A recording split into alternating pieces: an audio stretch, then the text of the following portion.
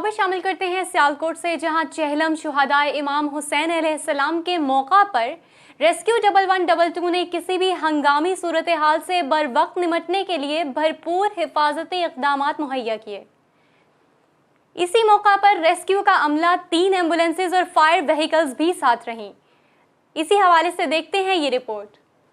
Rescuers और rescue मुहाफ़िज़ीन ने district emergency officer engineer Naveed Iqbal की सरबराही में चेहलम इमाम हुसैन अलैहिस्सलाम पर ड्यूटी सर अंजाम दी। इसी मौका पर 3 एम्बुलेंसेज और फायर व्हीकल्स जुलूस के साथ मौजूद रहीं। इसके अलावा रेस्क्यूअर्स और रेस्क्यू मुहाफ़िज़ीन पर मुबनी मोबाइल टीमें स्टेशन इंचार्ज अदनान खालिद और मोहम्मद रजा की सरबराही में जुलूस के हमरा मौजूद रहीं, ताकि किसी भी हंगामी सूरत हाल में बर वक्त इमदादी कार्रवाइयों का आगाज किया जा सके। मजीद बराह district emergency officer engineer Naveed Iqbal ने बताया कि रेस्क्यू 1112 चेहलम इमाम हुसैन के हवाले से जिला भर में होने वाले जुलूसों मुजालिस को मेडिकल कवरेज मुहैया कर रहा है।